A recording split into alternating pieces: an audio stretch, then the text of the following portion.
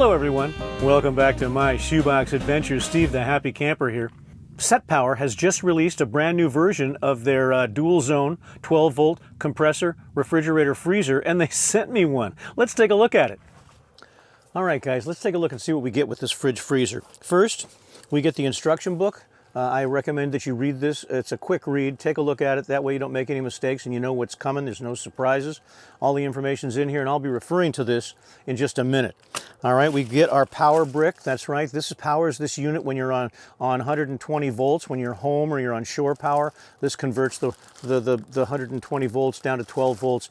Run your fridge freezer. It also comes with the 12 volt cigarette lighter power cord. This is what we're all going to be using most of the time. I'm going to be using this pretty much 99% of the time. And you can plug this into your vehicle. You can also plug it into your power station. We're going to show you that in just a minute. And new this for this particular model, something that I was hoping for that was missing before, were designated tie downs. These are heavy metal tie downs that I like it that they give them to you separately. Some people don't want tie downs. Some people aren't going to tie this unit down. But overlanders and people that are bouncing around on forest roads and BLM roads, you want to tie it down usually. Sometimes it's on a tray that slides out. You want to secure your fridge so it doesn't tip over while you're bouncing down these roads. I'll show you how and where these go. It's a real simple installation. Excellent, excellent. Thank you, SetPower. We needed those. All right, that's what we get. Let's take a look at the unit itself. Now, dimensions and weight. Let's talk about dimensions and weight because there's three sizes and you're going to have to decide which one you want. All three units are the same width and the same depth. What changes is the height. They get deeper and taller as they get bigger. So the 35 liter is 24 by 6 inches by 15, 9 inches. So 24, 15, right? And then the height is 17.1. So 17.1, that's on the 35. What we're looking at is the 45. So the previous dimensions are the same. This has a 19.8 inch height. And then the 55, the Big Daddy, that's 22.6 inches from bottom to top. All right, weight-wise, the small one weighs 38.1 pounds. The one we're looking at is 42.1 pounds. And then the Big Daddy, the DT45, 44.3 pounds. That's when it's empty, all right?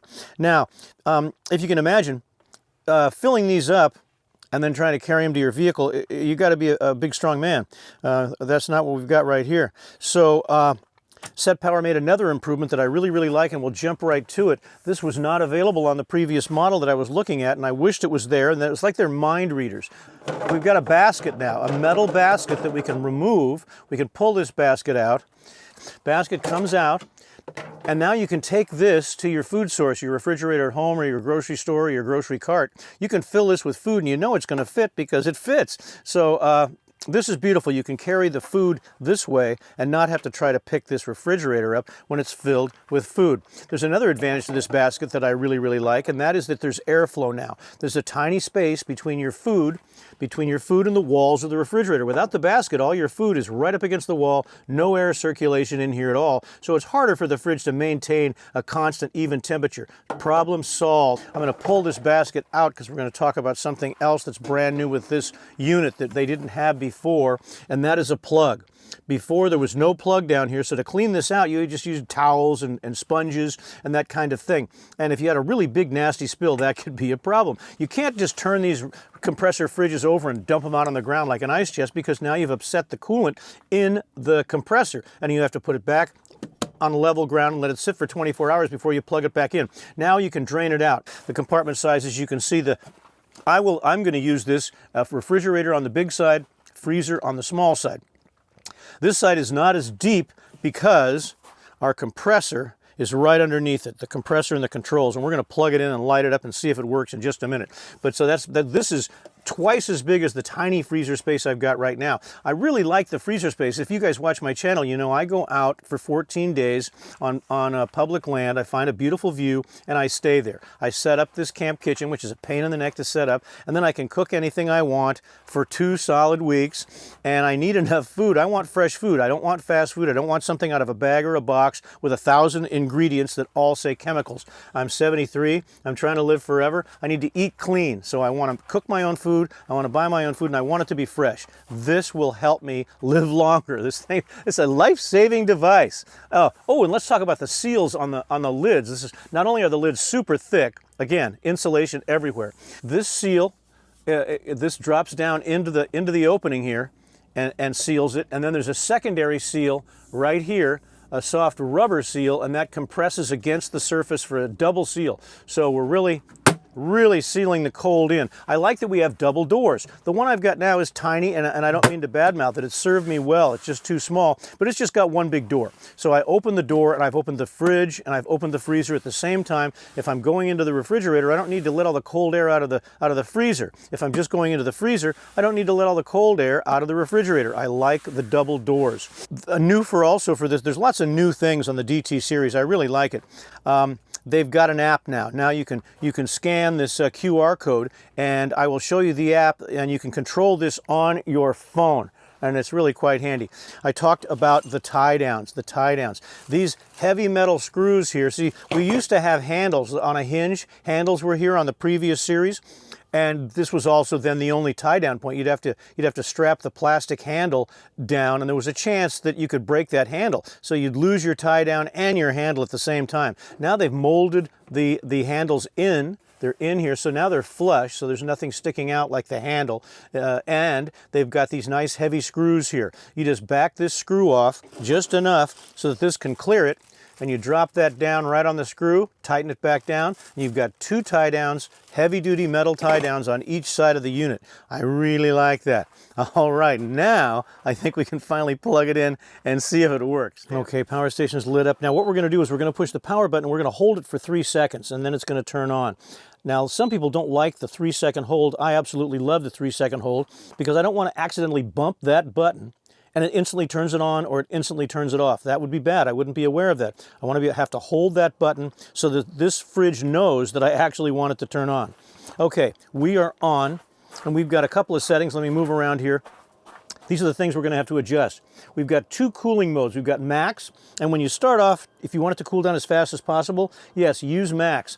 Let's see how much power we're pulling. So right now we're still at 27 watts. We're on max cooling. Minimum cooling I like to call eco mode. Once you get this cooled down, once your food is the temperature you like, when you reach the temperatures that you've set, then I would move it down. I will be moving it down to minimum or eco mode. All right, now you've got battery protection built in. Why do we need battery protection? A lot of people run these right off their vehicle. You plug this in the cigarette lighter in your vehicle. Now, that's fine when you're driving down the road, but once you've arrived at your campsite and you turn your vehicle off, if you're continuing to run this off your car battery, that's very risky. You might wake up in the morning where the fridge doesn't work anymore, and neither will your car because you've drained your battery. So they have 3 levels of protection, and this will automatically shut down before it kills your car battery. If you're on your car battery, I would set it for high, the most protection you can get. I don't recommend running this off your vehicle battery if your vehicle's not running. You need a portable power station. It's the only way to go. You combine this with a solar panel, and you can run this indefinitely, 24/7. Charge this up all day with a solar panel. It'll run this thing all night. The cycle repeats itself. It's plugged in and running at all times because you're charging and using this at the same time. Yeah, if you're going to get one of these and live like I live, and going to go out for long periods of time, you're going to need a portable power station. Now, I just noticed that the compressor has amped up to 37 watts. 37 watts, still very respectable. That's not a huge draw. What have I got this set at? Let's see if we have to make a manipulation. So I've got the battery protections on high just for illustration purposes. It doesn't matter. Okay, what have I got this set at? I've got that at 9 degrees. That'd be a nice freezer temperature, 9 degrees. You can go down at least to 0, but this will go at least to 0, and I've got it set for 9. What have I got here? Okay, 34 degrees. I've got the refrigerator section set at 34 degrees. You don't have to have a freezer. You can have this as a full fridge. You can have it as a full freezer, or you can have the zones, whatever you want. This can be the freezer, this can be the fridge, this can be the freezer, this can be the fridge. You could even have produce over here and set it at a higher temperature than your refrigerator because you don't want to burn your fruit or your vegetables. So this could be your fruit and vegetable section. This could be your refrigerator section. This could be set in the 40s. This could be set in the 30s. Whatever you want to do, it's up to you. You can change it every day if you're bored. All right, we're at 39 watts now. 40 watts. We've got a slow climb on the wattage here on the unit. Now it has been 12 minutes, and we're down to about 40 degrees. But as we monitor this and see how long it takes to chill, I wanted to show you the app. There's a SetPower app. All right, so I've got the app here. I hope you can see this screen. This makes it very convenient. In the bright sunlight, I can't read the numbers off the display on the fridge. That's just the way it goes. But now I don't have to. I can fire up this app, and I can see what's going on right here. So do you see this screen? It shows the two zones. The refrigerator zone that I've set, it's currently at 40 degrees. I think I wanted it down in the 30s, so it's still dropping. Let's touch up here. Let me touch up here for left zone. Left zone is at 36 degrees and falling.